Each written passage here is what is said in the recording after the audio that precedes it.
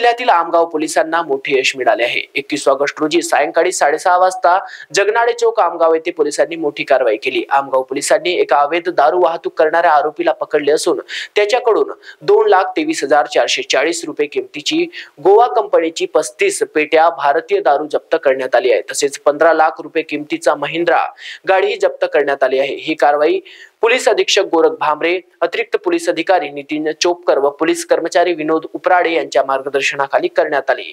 या प्रकरणी आरोपींवर दारू कायद्यानुसार गुन्हा दाखल करण्यात आला आहे। पोलीस स्टेशन आमगाव येथे गोपनीय माहिती प्राप्त झाली की अवैधरित्या दारूची वाहतूक होणार आहे। अशा माहितीवरून पोलीस स्टेशन आमगाव येथील अंमलदार यांनी नाकाबंदी करून अवैधरित्या दारूची वाहतूक करणाऱ्यांना पकडलेले आहे।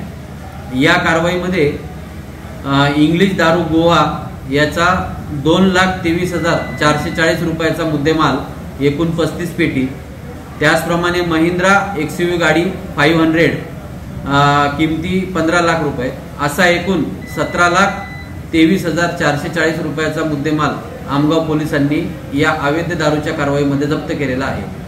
पोलीस स्टेशनला गुन्हा दाखल करण्याची कारवाई सुरू आहे।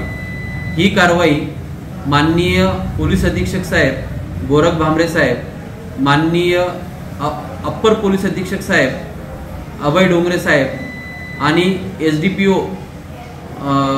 प्रमोद मदामे साहेब यांच्या मार्गदर्शनाखाली पोलीस स्टेशन आमगाव यांनी केलेली आहे।